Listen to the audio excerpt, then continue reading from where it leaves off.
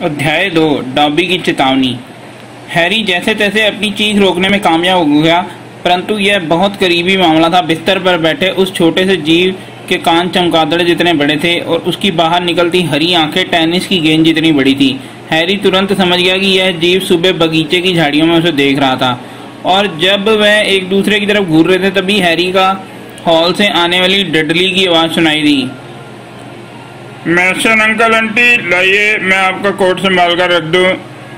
वह जीव बिस्तर से उतरा और अभिवादन में अपना सिर इतना नीचे झुकाया कि उसकी लंबी पतली नाक गलीचे को छूने लगी, और वह एक ऐसी चीज पहने था जो किसी तकिए की पुराने कवर जैसी दिख रही थी, जिसमें हाथ पैर डालने के लिए छेद भी कर दिए गए थे।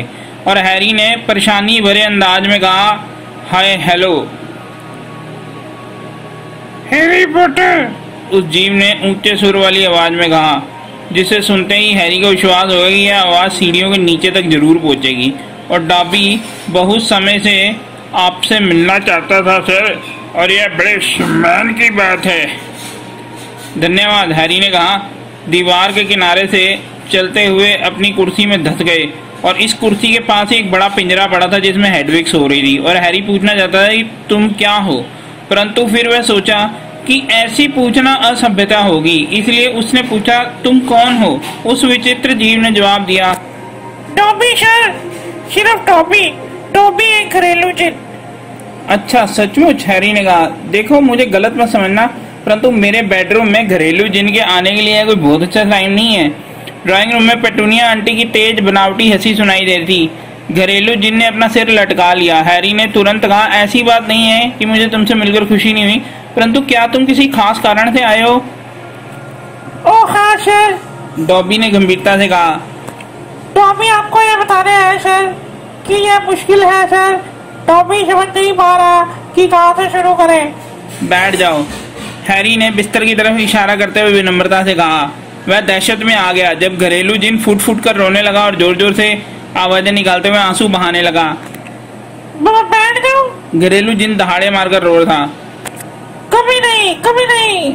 हैरी को लग रहा था जैसे नीचे से आ रही आवाजें अब बीच बीच में से रुकने लगी हैं। वह फुसफुसाया, माफ करना, मैं तुम्हें दुखी नहीं करना चाहता था।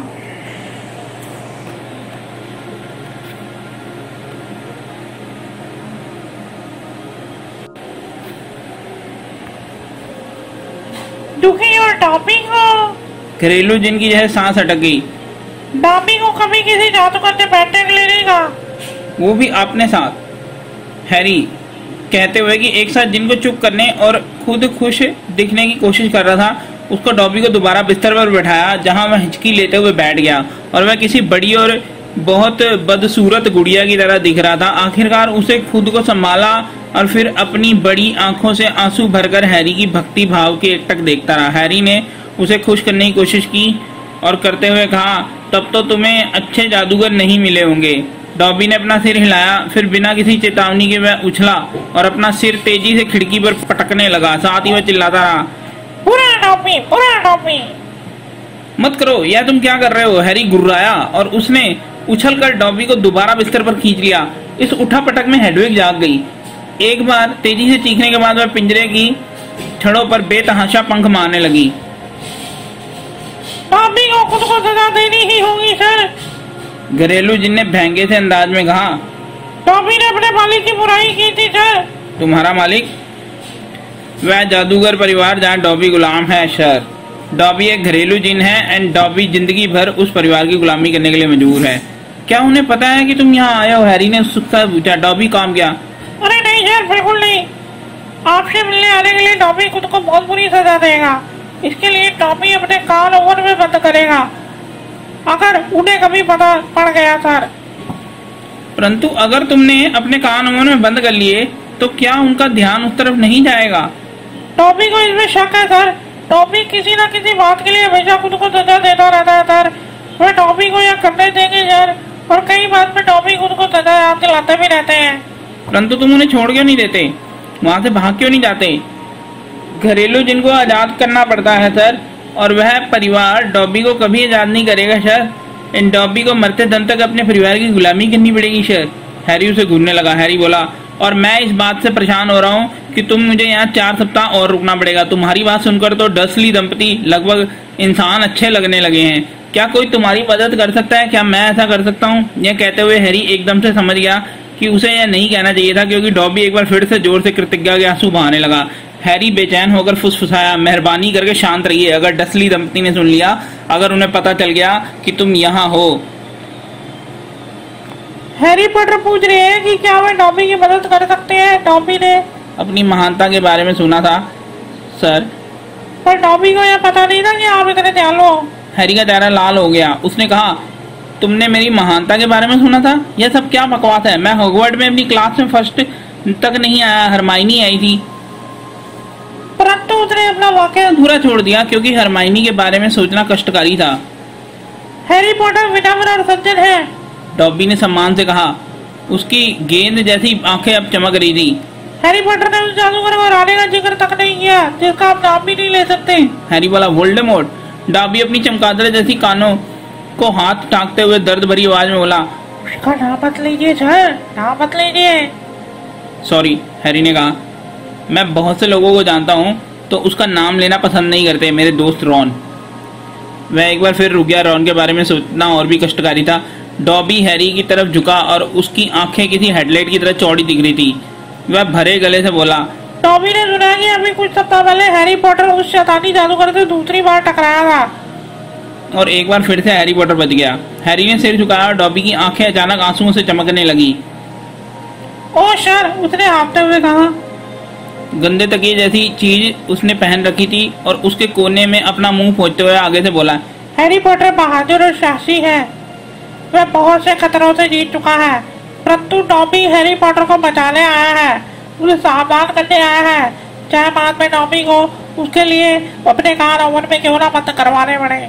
हैरी पॉटर को हॉगवर्ट्स वापस नहीं जाना चाहिए। एक खामोशी सी छा गई और वह सिर्फ नीचे की मंजिल से आ रही छुरी काटो और वर्नान अंकल की आवाजों से टूट रही थी।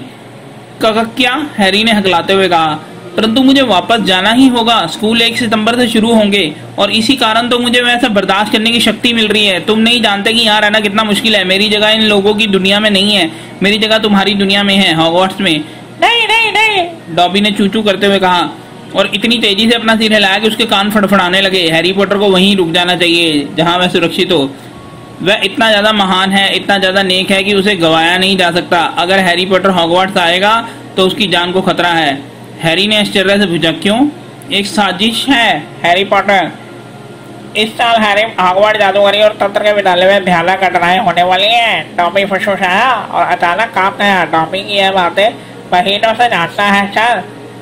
हैरी पॉटर को अपनी जान जोखिम में डालनी नहीं चाहिए और आपकी जिंदगी बहुत कीमती है सर।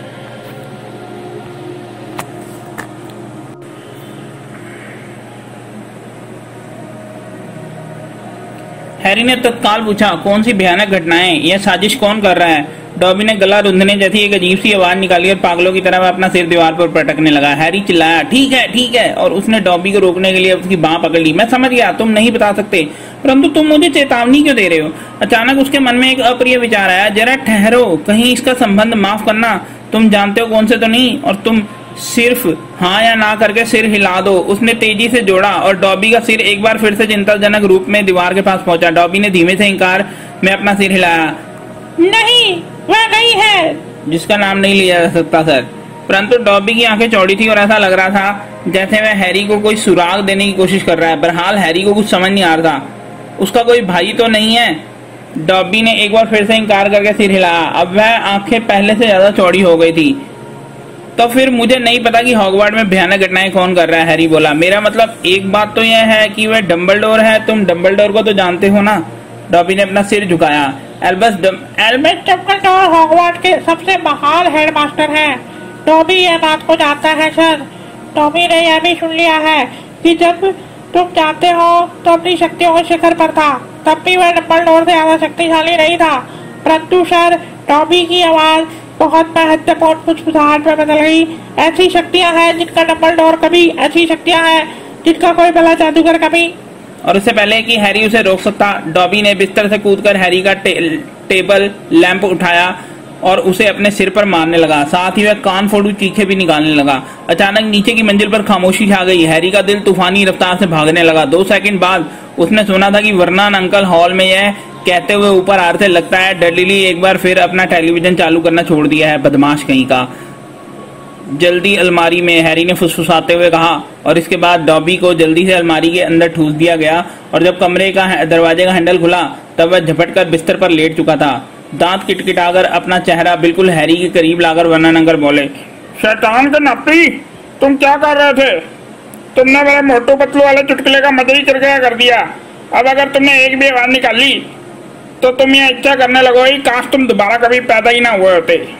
वह कमरे से उल्टे पैर लौट गया। कांपते हुए हैरी ने डॉबी से अलमारी को बाहर निकाला और उसने कहा, देखा यहाँ पर कैसा माहौल है। अब तो मुझे समझ में आ गया होगा कि तुम दोबारा हॉगवर्ट्स क्यों जाना पड़ेगा। यही इकलौती जगह है जहाँ, यानी मैं सोचता हूँ, जहाँ पर मेरे दोस्त हैं। दोस्त जो हैरी पॉटर को खत भी नहीं लिखते? डॉबी ने चालाकी से पूछा। मुझे उम्मीद है कि वह सिर्फ। परंतु जरा ठहरो, हैरी ने त्योरियां चढ़ाकर पूछा, तुम ये बात कैसे जानते हो कि मेरे दोस्त मुझे खत नहीं लिखते? डॉबी ने अपने पैर इधर उधर किए। हैरी पॉटर, डॉबी पर गुस्सा मत करना। डॉबी ने यह हैरी पॉटर की भलाई के लिए किया था। क्या तुमने मेरे खत बीच में ही रोक दिए? घरेलू जिन बोला। डॉबी के बाद आपने बहुत सारे खाता था। तेजी से हैरी के पास हटते हुए उसने अपने तकिए के कवर को भीतर से चिट्ठियों का मोटा पुलिंदा निकाला। इन चिट्ठियों में हैरी ने हरमाइनी और रॉन की साफ सुथरी लिखावट पहचान ली, और उसने रॉन की गंदी लिखाई भी पहचान ली और एक घसीटा मार घिचपिच थी तो जो हॉगवर्ट्स के मैदान के रखवाले हैग्रिड की लिखावट लग रही थी। डॉबी ने हैरी की तरफ चिंता देखते हुए पलकें झपकाई। हैरी पॉटर, गुस्सा मत होना। डॉबी को आशा थी अगर हैरी पॉटर को लगा कि उसने दोस्त उसे भूल गए हैं तो वह दोबारा स्कूल नहीं जाएगा। सर, हैरी कुछ सुन नहीं रहा था। वह चिट्ठियों की तरफ झपटा, परंतु डॉबी उसकी पहुंच से बहुत दूर हट गया था। हैरी पॉटर को सारे खत मिल सकते हैं सर, अगर वह डॉबी से वादा करेगी वह हॉगवर्ट्स कभी नहीं आएगा। देखिए सर, ये बहुत जोखिम भरा है, मैं आपको नहीं लेना चाहिए। बस इतना कह दीजिए कि तरह वापस कभी नहीं जाओगे। नहीं, हैरी ने गुस्से से कहा, मुझे मेरे दोस्तों को खत लिखने दो। तब तो डॉबी के पास कोई और चारा ही नहीं है। घरेलू जिन बहुत दुखी स्वर में बोला। इससे पहले कि हैरी हिल भी सके, डॉबी बेडरूम के दरवाजे की तरफ लपका। उसने खोला और तेजी से दौड़कर सीढ़ियों से उतरने लगा। सूखते मुंह और धड़कते दिल के साथ हैरी उसके पीछे कूदा और उसने कोशिश की कि कोई आवाज ना हो। यह आखिरी 6 सीढ़ियां एक छलांग की तरफ कूद गया और हाल के गलीचे पर बिल्ली की तरह जाकर गिरा। उसे डॉबी को हर तरफ ढूंढने की कोशिश की और उसने सुना डाइनिंग रूम में वर्नन अंकल कह रहे थे, मिस्टर मैसन, पेटूनिया की अमेरिकी प्लम्बरों वाला यह मजेदार किस्सा तो सुन लीजिए। और वह उसे सुनने के लिए बेताब थे। हैरी हॉल में दौड़ता हुआ किचन में घुसा और उसे लगा कि उसकी जान निकल गई है। पेटूनिया आंटी की बनाई हुई बेहतरीन पुडिंग, क्रीम तथा मिठाई का पहाड़ छत के पास हवा में तैर रहा था। डॉबी एक अलमारी के ऊपर कोने में दुबका हुआ था। हैरी ने टर्र टर्र जैसी आवाज में कहा, नहीं प्लीज, वो मुझे जान से मार डालेंगे। हैरी पॉटर कहे कि वह कभी स्कूल नहीं जाएगा। Dobby please. कहिए सर।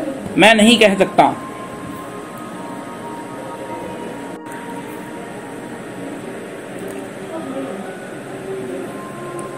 डॉबी ने उसे दुखी भरी निगाह से देखा। तब तो डॉबी को यह करना ही पड़ेगा सर। हैरी पॉटर के भले के लिए। दिल दहलाने वाली आवाज के साथ पुडिंग फर्श पर गिरी।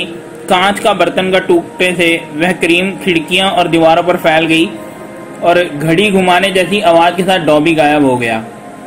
डाइनिंग रूम में चीखें सुनाई दे रही थी और वर्नन अंकल तेजी से किचन में घुसे। उन्होंने देखा कि हैरी सदमे में खड़ा है और सिर से पैर तक पेटूनिया आंटी की पुडिंग में नहाई हुई है। पहले तो ऐसा लगा कि जैसे वर्नन अंकल सारी घटना की सफाई देने में सफल हो जाएंगे। हमारा भांजा है, थोड़ा पागल है, अजनबियों से मिलना इसे पसंद नहीं है, इसलिए हम इसे ऊपर की मंजिल पर ही रखते हैं। वर्नन अंकल हैरान परेशान मैसन दंपति को वापस डाइनिंग रूम में ले गए और हैरी से वादा किया कि मेहमानों के जाने के बाद कोड़े मार मार कर उसकी चमड़ी उधेड़ देगा। और जाते जाते उन्होंने एक झाड़ू भी पकड़ा दिया।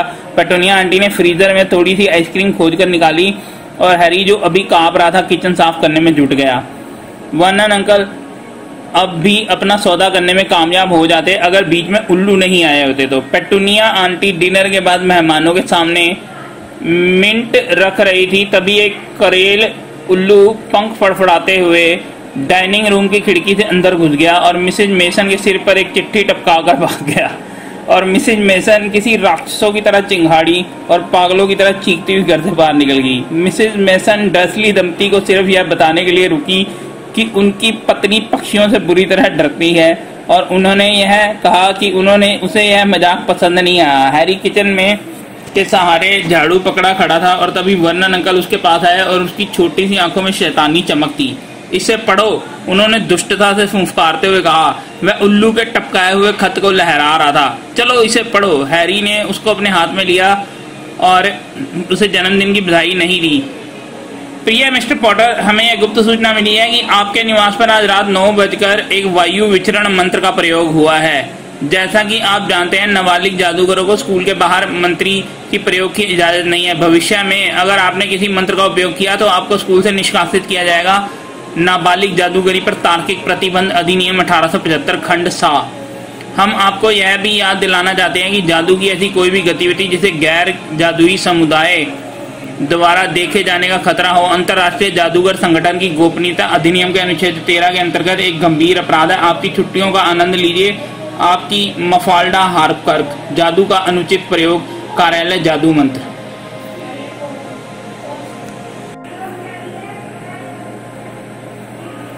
हैरी ने पत्र पढ़ने के बाद ऊपर की तरफ देखा और थूक निकला। तुमने तो हमें यह बताया भी नहीं था कि तुम्हारे स्कूल के बाद जादू करने की इजाजत है। यह कहते समय वर्नन अंकल की आंखों में पागलपन की चमक दिखाई दे रही थी। मुझे लगता है शायद तुम इस जिक्र को करना भूल गए और तुम्हारे दिमाग में उतर गया होगा। यह एक बड़े बुलडॉग की तरह दांत निकालते हुए हैरी की तरफ झुक रहे थे। अब मैं तुम्हें एक खबर सुनाना चाहता हूँ लड़के। मैं तुम्हें ऊपर ताले में बंद कर रहा हूँ। तुम अब दोबारा कभी भी स्कूल में नहीं जाओगे, कभी नहीं। और अगर तुमने जादू के बाहर निकलने की कोशिश की तो वह तुम्हें स्कूल से निकाल देंगे। इसके बाद पागलों की तरह हंसते हुए वह हैरी को घसीट कर ऊपर की तरफ ले गया और वर्नन अंकल अपने बुरे वायदे जितने ही बुरे निकले।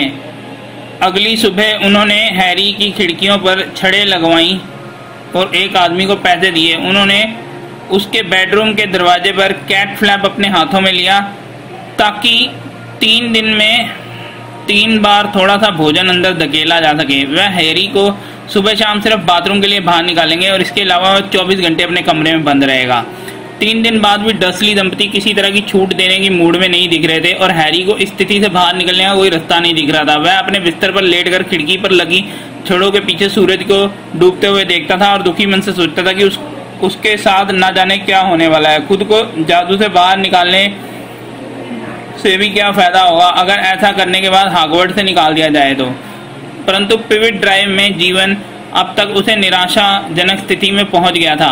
अब डर्सली दंपति यह जान गए थे कि हैरी उन्हें नींद में चमगादड़ नहीं बना सकता और तो वह इस इकलौता हथियार भी नहीं चला सकता। डॉबी ने हैरी को हॉगवर्ट्स की भयानक घटनाओं से तो बचा लिया, परंतु जिस तरह से ये घटनाएं हो रही थी उससे लगता था कि वह शायद भूखा मर जाएगा। कैट फ्लैप की आवाज आई और पेटूनिया आंटी का हाथ दिखाई दिया जिसने सूप का एक कटोरा कमरे के अंदर खिसकाया। हैरी की आंतड़ियां भूख के मारे बुलबुला रही थी और यह बिस्तर से कूदा और उसने लपक कर कटोरा उठा लिया। सूप बर्फ की तरह ठंडा था, परंतु एक घुट में वह आधा सूप गटक गया। फिर वह कमरे से दूसरी तरफ रखे हैग्रिड के पिंजरे के पास गया और कटोरे में नीचे पड़ी गीली सब्जियां निकालकर हेडविग की खाली तश्तरी में रख दी और हेडविग को अपने पंख फड़फड़ाकर हैरी को बहुत हिकारत से दिखा। हैरी ने उदासी से कहा, मुझे चोंच दिखाने से कोई फायदा नहीं होगा, हमारे पास बस इतना ही था।